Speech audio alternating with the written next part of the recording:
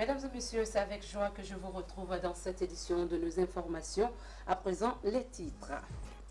Le ministre de la fonction publique, dans sa dynamique de réformer l'administration, vient de lancer la rentrée de la 3e promotion du projet Rajeunir et féminiser l'administration.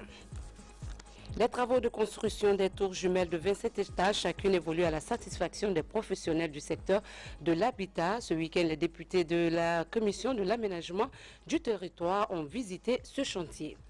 Ramadan oblige, pas d'affluence dans les salons de coiffure. Notre reporter Mariam Chérif a sillonné la capitale. Son compte rendu dans un instant. Mesdames et messieurs,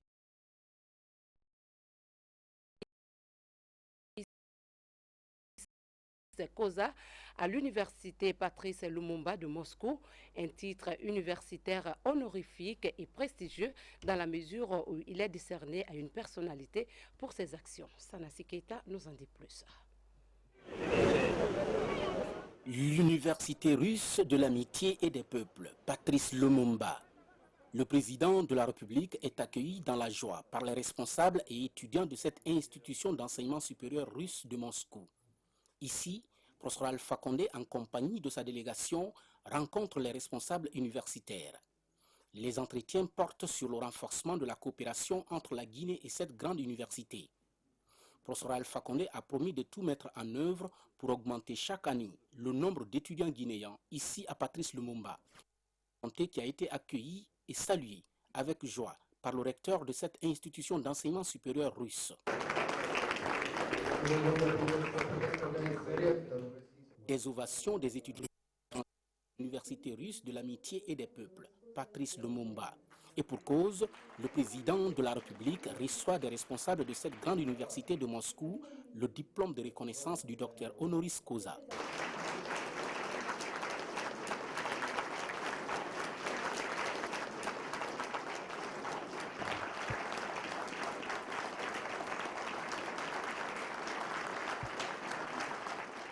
Cette distinction honorifique décernée au professeur Alpha Condé est une reconnaissance de son mérite concernant surtout la lutte pour la paix et le développement de l'Afrique, martèle le recteur de l'Université de l'amitié et des peuples. Le récipiendaire s'est fortement réjoui de cette marque de reconnaissance des responsables de l'Université Patrice Lumumba vis-à-vis de sa personne. À ses étudiants, professeur Alpha Condé a un message fort, celui justement de la maîtrise du savoir, surtout des nouvelles technologies de l'information et de la communication. Nous avons raté les 3 premières révolutions industrielles. Il est important que nous ne rations pas cette 4e révolution industrielle. C'est quoi cette 4e révolution industrielle? C'est la maîtrise des nouvelles technologies. C'est pourquoi notre tâche aujourd'hui en tant que dirigeants africains est de maîtriser et l'énergie et les nouvelles technologies. C'est pourquoi notre préoccupation aujourd'hui, c'est d'abord électrifier l'Afrique, toute l'Afrique, car l'énergie est à la base du développement. C'est seulement l'énergie qui peut nous permettre de transformer nos matières premières sur place. Mais il est important que la jeunesse maîtrise les nouvelles technologies. L'énergie plus les nouvelles technologies, alors nous pourrons réussir la 4e révolution industrielle. Le président de la République appelle ses étudiants au sérieux, en vue d'apporter également leur part de contribution à la construction de l'Afrique. Il est important que vous preniez au sérieux vos études, que vous tournez le dos à la drogue et à toutes les perversions. Si vous avez la chance d'être ici, il faut que vous sachiez tirer tous les avantages de cette chance, en étant des exemples pour vos jeunes frères africains, et surtout après vos études, de retourner en Afrique. Parce que beaucoup d'entre vous, après les études, préfèrent rester dans les pays développés. Mais c'est l'Afrique qui a souffert pour faire de vous ce que vous êtes aujourd'hui. Vous devez rendre la monnaie à l'Afrique. Donc soyez patriotes. Après vos études, retournez en Afrique. Bien sûr, les conditions de vie ne sont pas aussi bonnes qu'à Moscou. Mais on ne peut pas développer l'Afrique si tous les jeunes qui ont la maîtrise du savoir restent à l'étranger. En compagnie du recteur, le chef de l'État a visité quelques installations de cette université russe de l'amitié et des peuples. Ici se trouvent les photos de plusieurs personnalités qui ont soit étudié dans cette université, bénéficié des prix ou marqué l'histoire du monde. Juste en première ligne se trouve feu président Ahmed Sékou Touré et tant d'autres grandes figures africaines et du monde. Toutes ces personnalités ici en images ont été contemplées avec satisfaction par le président de la République, comme on le voit bien, ici au milieu de ses étudiants et responsables de l'Université russe de l'amitié et des peuples, Patrice Lumumba. Même université, le chef de l'État s'est entretenu avec la communauté guinéenne vivant à Moscou. Deux sujets étaient à l'ordre du jour, les passeports biométriques et l'assistance sociale. Sanasi Keita, envoyé spécial. Ici, à l'université russe de l'amitié et des peuples de Moscou, deux sujets ont été énumérés par la communauté guinéenne au président de la République, les passeports biométriques et l'assistance sociale. Vous savez, la Guinée, c'est un pays où pendant des années, on faisait toutes sortes de trafics. Les passeports guinéens sont les plus trafiqués au monde. Et c'est extrêmement dangereux pour nous, surtout dans cette période de terrorisme. Si on arrête un terroriste qui a un passeport guinéen, et des passeports diplomatiques guinéens n'ont qu'une valeur parce que la plupart des drogues qu'on a arrêtées aux États-Unis avaient des passeports diplomatiques. Donc c'est un grand problème. C'est pourquoi nous sommes obligés de faire aujourd'hui des passeports biométriques, mais aussi des cartes d'identité biométriques, parce que ce serait extrêmement grave pour nous si on arrête un terroriste avec un passeport guinéen. C'est pourquoi ce problème est extrêmement sérieux. Il faut que je demande au ministère de la Sécurité, ça relève, vous savez, j'ai nommé des ministres en leur donnant assez de pouvoir pour qu'ils soient responsables. Donc le ministre nous dira exactement à quel moment, puisqu'il a déjà commencé dans beaucoup d'ambassades à pouvoir donner les passeports biométriques. Je pense qu'on va le faire assez rapidement et c'est sûr aussi. En ce qui concerne l'assistance sociale, le président de la République rassure. Le problème social des étudiants est un grand problème aussi. Bon, évidemment, progressivement, au fur et à mesure que le pays se relève, on pensera aussi à la situation des étudiants. Mais comme je vous ai dit tout à l'heure, le grand problème qu'on a aujourd'hui en Guinée et dans toute l'Afrique, c'est le chômage de la jeunesse. Le fait que beaucoup de jeunes étudiants finissent leurs études et ne trouvent pas de travail. Donc, c'est important pour nous de nous pencher sur la situation de la jeunesse. Nous allons voir ce que nous pouvons faire pour vous. Mais je sais aussi que nos amis de Russal vous aident beaucoup aussi pour les billets et pour les assistances en cas de maladie, etc. Je les en remercie. Nous allons essayer de voir comment nous pouvons améliorer ces situations. Le chef de l'État a enfin appelé cette communauté guinéenne de Moscou au respect scrupuleux des lois et règlements du pays hôte, la République fédérale de Russie. Le projet Rajeunir et féminiser l'administration, un challenge que veut relever le ministère de la fonction publique. La troisième promotion fait sa rentrée. 312 jeunes fonctionnaires suivront une formation de 4 mois sur les principes fondamentaux de l'administration. Après la formation, un nouvel élan attend ces fonctionnaires certifiés dans leur carrière professionnelle. Baba Kouyaté. La troisième promotion du projet Rajeunir et féminiser l'administration commence un stage de 4 mois dans la connaissance des principes fondamentaux de la fonction publique. Pendant cette session de formation, des notions comme la déontologie de l'administration, les nouvelles technologies de l'information et de la communication et les ressources humaines occupent une place de choix lors de cette formation. Ce projet vise à former 1200 jeunes fonctionnaires sur l'éthique du service public et sur la maîtrise des règles et principes de l'administration publique. Notre souhait est qu'ils soient nommés à des postes de responsabilité parce que c'est un nouveau corps que nous formons et l'objectif est d'insuffler une nouvelle dynamique à l'administration publique. L'administration, c'est le levier d'un pays puissant, d'un pays démocratique qui cherche à rendre ses procédures transparentes. Nous avons besoin en Guinée d'augmenter le volume d'écrits administratifs de manière à formaliser les démarches, de manière à ce que chacun puisse obtenir un papier pour rendre raison de sa situation. Cette initiative est le fruit de la coopération franco-guinéenne à travers l'université Sciences Po de Bordeaux. Le gouvernement guinéen attache un intérêt particulier à ce projet. Les jeunes ont été largement informés et sensibilisés, n'est-ce pas, des contraintes qui les attendent, mais surtout le devoir de s'engager résolument pour maîtriser les principes, les concepts et les techniques qu'on va leur diffuser à travers les sessions de formation en vue de renforcer leurs capacités. À la fin de cette formation, les lauréats vont recevoir un DELF, diplôme élémentaire de la langue française, et pourraient occuper des postes de responsabilité au sein de l'administration publique. Et puis les tours jumelles de 27 étages revitalisent déjà le quartier Koloma avant même la fin des travaux avec son architecture qui embrasse patrimoine et modernité. L'édifice a été visité par les députés de la Commission de l'aménagement du territoire, de l'énergie et des transports de l'Assemblée nationale. Ça, Martin Fascinandouno, reportage. Au carrefour de Bambeto, sur le corridor aéroport-centre-émetteur, une nouvelle ville sur 10 hectares. Un complexe immobilier dont la première phase des travaux se dévoile progressivement. Ce sont 2 tours jumelles de 27 étages chacune. Elles forcent actuellement l'admiration des visiteurs grâce à l'expertise guinéenne et chinoise. 2 tours jumelles qui vont carrément surplomber Conakry, une première en Guinée. C'est un travail d'équipe parce que comme vous l'avez constaté, d'abord les menuisiers posent les coffrages, après les ferrailleurs viennent faire leur travail et les maçons viennent faire le coulage en fait. Donc c'est un travail d'équipe qui est là depuis le début jusqu'au niveau où il est. Vous pouvez être rassuré, les 3 types de fondations qui existent, tous les 3 ont été réalisés ici.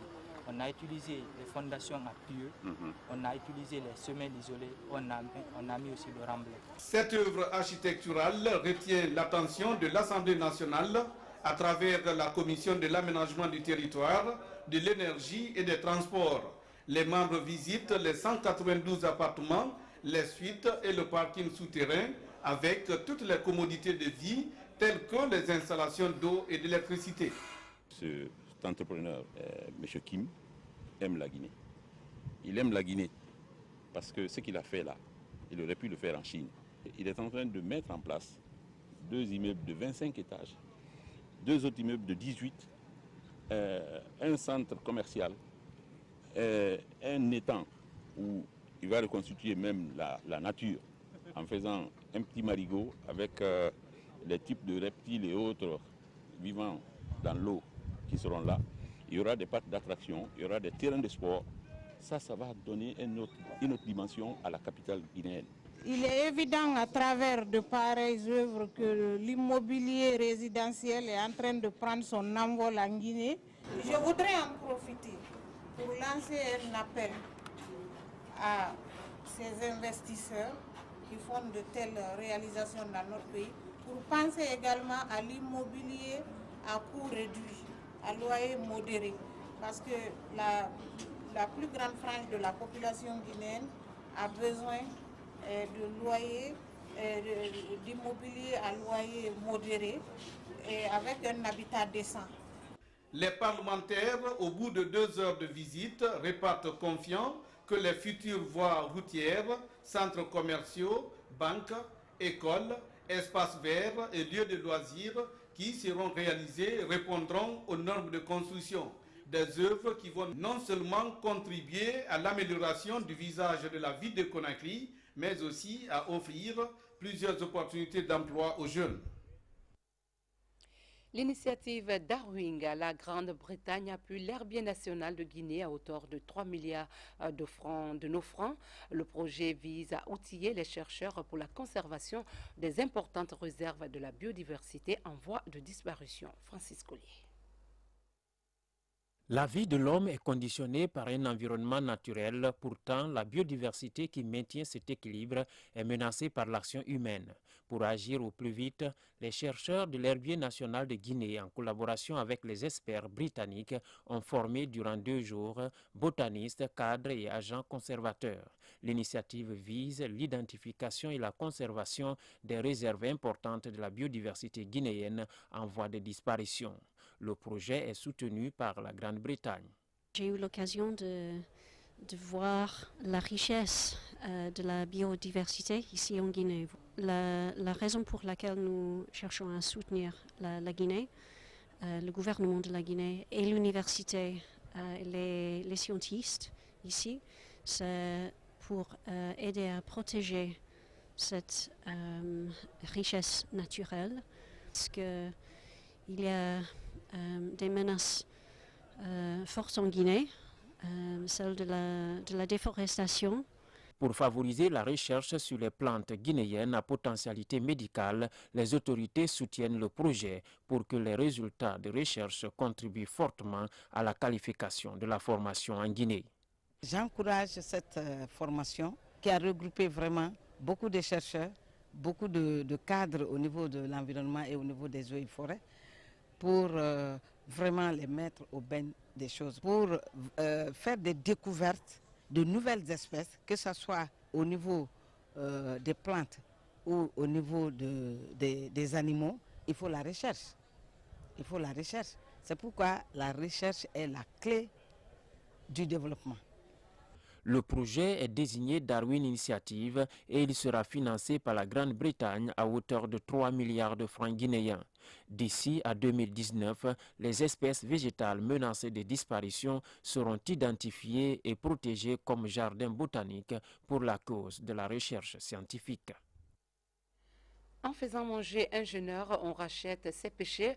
Ce mois de solidarité offre à la première dame de la République de procéder au lancement de l'opération de distribution des vivres dans certains quartiers de la capitale. Cette action humanitaire aide les bénéficiaires à mieux endurer le jeûne. Ali Badra Kondé. C'est une importante quantité de vivres composée de riz, d'huile végétale ainsi que de dattes. Elle est destinée pour les fidèles musulmans de certains quartiers de la capitale. C'est un geste humanitaire de la présidente de la Fondation Prosmi, Hadja Djené Kondé, à l'occasion du mois saint de Ramadan. Un mois de pénitence, de pardon, mais aussi de partage mutuel. La Fondation Prosmi offre depuis 2011 aux fidèles musulmans de Guinée à chaque mois de Ramadan des vivres, mais à la frange de la couche la plus vulnérable et la plus fragile. Donc cette année, nous allons varier. L'année dernière, nous avons fait plutôt la cuisine collective et nous avons choisi la grande mosquée et tous les soirs, pendant tout le mois, on offrait aux fidèles musulmans le souper. Alors cette année, c'est des vivres, donc les sacs de riz et de l'huile que nous allons offrir au quartier de Conakry. Première étape de cette opération de distribution, l'Andrea dans la commune de Dixine. Ces denrées sont octroyées à ses fidèles pour la rupture du jeûne. Pour les habitants de ce quartier, c'est un ouf de soulagement. Je remercie la première dame de la République, Hadja Djené Kondé. Que le bon Dieu la protège. Nous sommes à sa disposition nuit et jour.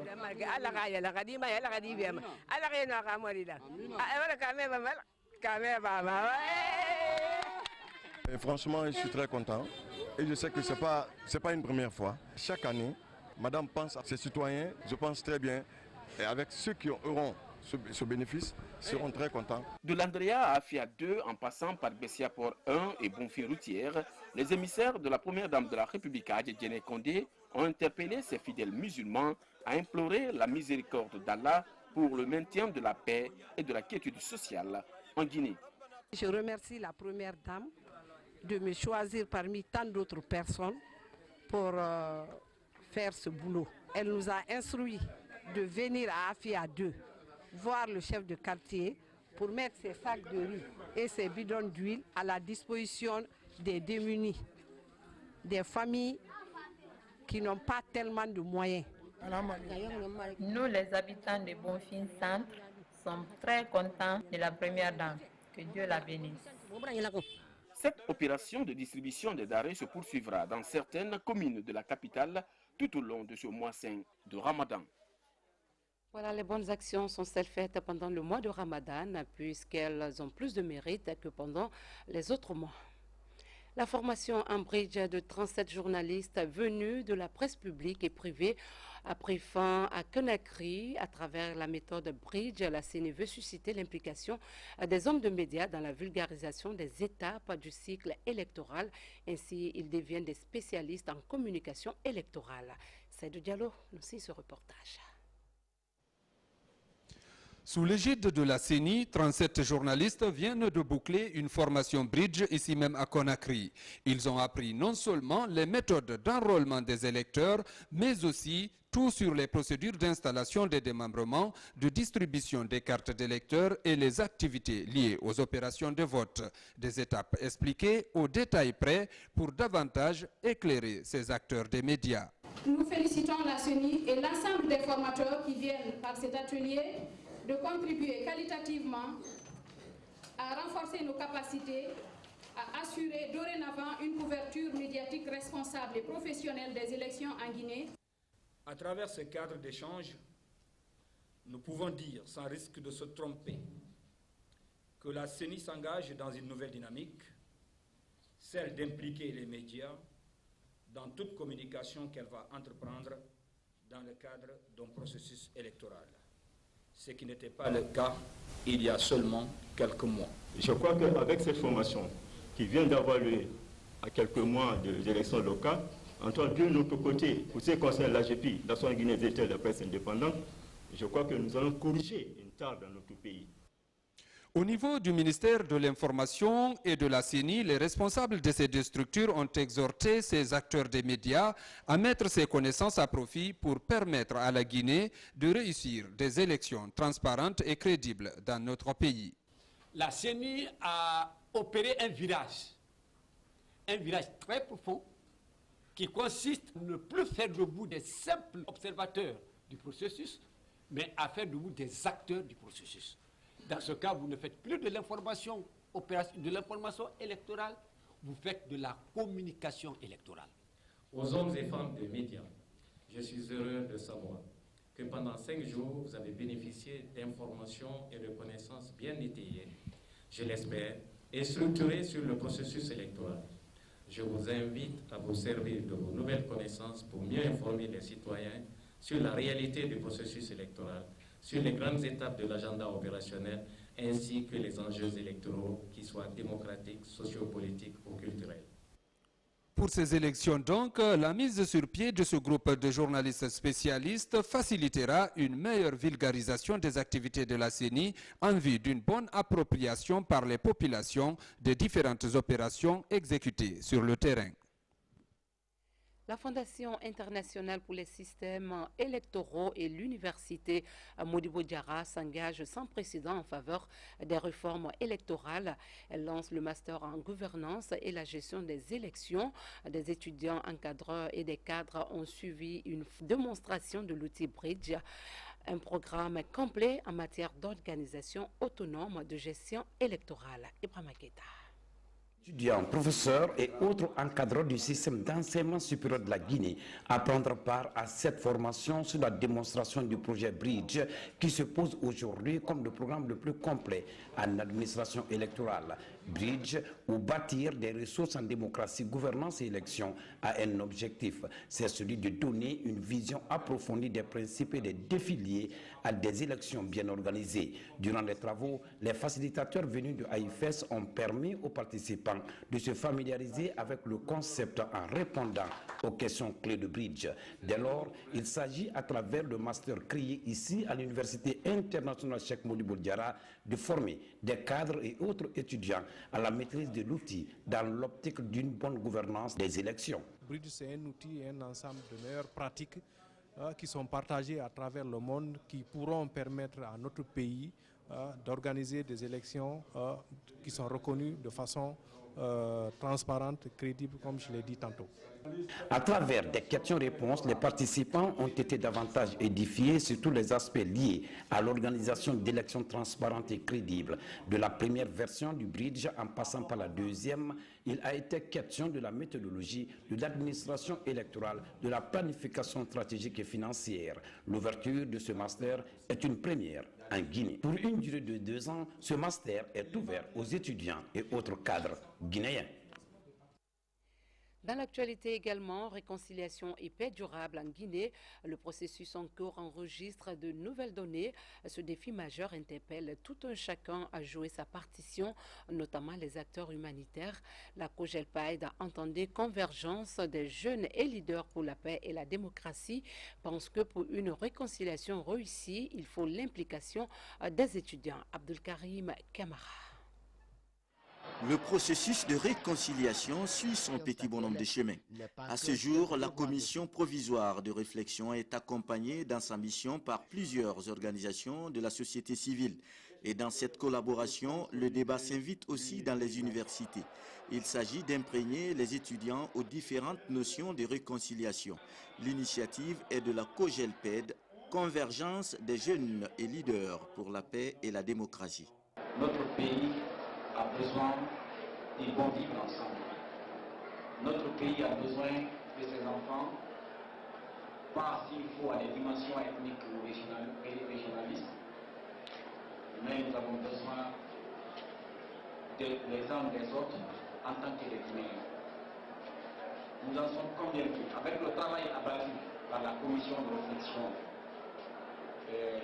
sur les questions de réconciliation, si nous prenons tous à bras le corps les résultats de ce travail, les questions des conflits en termes de violence seront une question de passé.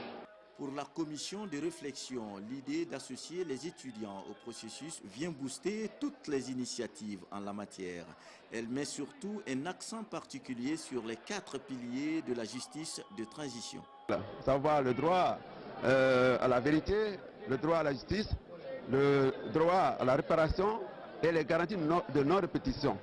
En allant vers les universités, c'est pour que nous puissions sensibiliser les universitaires qu'ils s'impliquent dans le processus de sensibilisation et de la mobilisation sociale. Après s'être approprié toutes ces notions, les étudiants entameront sur le terrain une vulgarisation en vue d'un rapport des consultations nationales. La COGELPED travaille parallèlement avec des structures qui ont aussi d'autres cibles. Permis pour une femme de se rendre chez sa coiffeuse pendant le mois de carême. Nos reporters Mariam Chérif et Makale Soumon se sont intéressés à la question, mais une autre inquiétude en ressort, la baisse des recettes de ces salons de coiffure. Rare, très rare même en temps ordinaire, les tresses aux cheveux naturels réapparaissent en ce mois.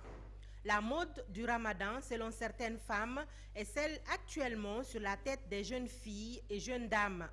Pour beaucoup, garder ses cheveux naturels est une obligation religieuse. Nous sommes au mois de carême, donc les mèches ne sont pas permis et pour faire mieux les ablutions, c'est mieux avec les cheveux naturels. Moi particulièrement, je suis plus les nattes et puis en perruque. À cause des ablutions et parce que les mèches, ça ne prie pas. Dans les salons de coiffure, la clientèle se fait très rare. Certains restent même fermés. Ceux qui sont ouverts peinent à trouver leurs clientes. Pendant les ramadans, on n'a pas beaucoup de clientèle. Des fois, il y a des gens qui viennent pour faire des tresses simples, comme les dames qui sont assises là-bas. Des fois, on ne travaille même pas.